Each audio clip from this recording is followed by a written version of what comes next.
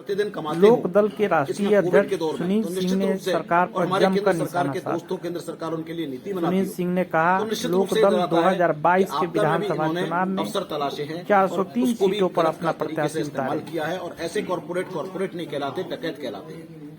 तो चाहे उन अडानी अंबानी के खिलाफ, आज कॉर्पोरेट के खिलाफ जो पूरा देश देख रहा है, जो कुछ हुआ, हमारे मोदी जी कभी ना कभी फिर से उनकी दोस्ती निभाते हुए इस कानून को वापस लाएंगे।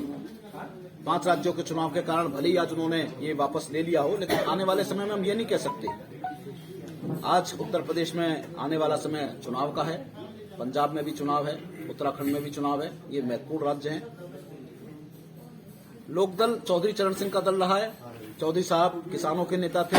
लोकदल को सिर्फ किसानों की पार्टी कहते थे, बल्कि शहरों में लोग कम जुड़ते थे, देहात में ज्यादा जुड़ते थे। लोग मानते थे सिर्फ किसानों की पार्टी है, जबकि चौधरी साहब कहते थे कि अगर किसान का विकास होगा तो व्यापारी का भी विकास होगा, किसान के पास पैसा आएगा तो व्यापारी का भी सामान ज्यादा बिकेगा। तो कभी लोकदल ने अंतर नहीं माना, लेकिन देहात का समर्थन लोकदल को हमेशा ज्यादा मिला और शहरों से भी मिला, लेकिन देहात में ज्यादा रहा। आज चौधरी साहब नहीं रहे, लेकिन लोकदल उत्तर प्रदेश में एक विकल्प के लिए सभी 403 सीटों पर चाहता है कि लोगों को एक विकल्प देना, और लोकदल कर रहे हैं। चौधरी साहब भी कहते थे कि भाई मेरा बेटा अमेरिका में पला बड़ा है, वो देश के किसानों को नहीं जानता, देश को नहीं जानता, आएगा तो देश में आपके लोगों की भूल होगी। लेकिन आज जो राजनीति कर रहे हैं, जो इजलास में भी आ रहे हैं, एक भाई साहब का जन्म तो अमेरिका में हुआ, वो अमेरिका में ही पले बड़े हैं। चुनाव लड़ने के लिए 2009 का उन्हें भारत की नागरिकता लेनी पड़ी, वरना वो नागरिकता भी नहीं लेते। दूसरे हमारे समाजवादी विचारधारा के लोग ऑस्ट्रेलिया में पढ़ के आए हैं, इंजीनियरिंग करने ऑस्ट्रेलिया गए थे, भारत में उन्हें समाजवादी विचारधारा नहीं मिली। तो आज अमेरिका और ऑस्ट्रेलिया में रहने वाले लोग किसानों की राजनीति कर रहे हैं, तो निश्चित रूप से किसान कहाँ जाएगा, हम लोगों को समझ में आ रहा है। तो ऐसा नहीं है कि हमें विपक्ष में ये दिख रहा हो कि विपक्ष बहुत अच्छा है, और जिस तरह से विपक्ष चल रहा है, ऐसा भी नहीं है कि उसकी कोई नीति पहले बहुत अच्छी रही हो, जो छूट गई हो अब की बार लाके लागू करेंगे। तो आज ये तो हो सकता है कि अभी आप लोगों ने अलायंस की बात करी, डाकू डाका डालने से पहले गिरोह बनाते हैं और उस गिरोह में तमाम तरह को करते हैं कि जनता को कैसे लूटे। तो आज जनता की वोट पे डाका डालने के लिए तमाम तरह की विचारधारा वाले लोग एक साथ हो रहे हैं। कोई जातियों के सम्मेलन कर रहे हैं, कोई राजभरों को जोड़ रहा है, कोई निषादों को जोड़ रहा है, कोई इधर को जोड़ रहा है, कोई बिछड़े परिवार वाले जुड़ रहे हैं। तो सब तरह का मतलब है कि किसी तरह आ जाओ, जनता को बस इस बार किसी तरह जनता में सरकार बनानी है। सरकार बना के क्या करना है, वही काम करना है जो अडानी अंबानी के ये भी पोषक है। और हम तो शुरू से कहते रहे कि समाजवादी पार्टी और भाजपा तो एक सिक्के के दो पहलू हैं, इनमें कोई अंतर नहीं है, बल्कि समाजवादी पार्टी तो भाजपा की बी टीम है। आप समाजवादी पार्टी को वोट देने से अच्छा तो सीधे भाजपा को वोट दो। क्यों दे रहे हो उसको वोट? क्योंकि ये तो चुनाव बाद जिसकी सरकार होगी उसके साथ ही होंगे।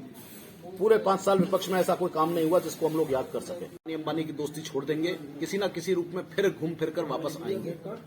ऐसा नहीं है कि आने वाले समय में अडानी अंबानी से उनकी दोस्ती खत्म हो जाएगी या कॉर्पोरेट लालच खत्म हो जाएगा। मैं पहले भी कहा था आप लोगों के साथ एक जमाने में कि इस देश में चुनाव जो है, किसान एक तरफ किसान गरीब है तो दूसरी तरफ हमारे देश का कॉर्पोरेट है।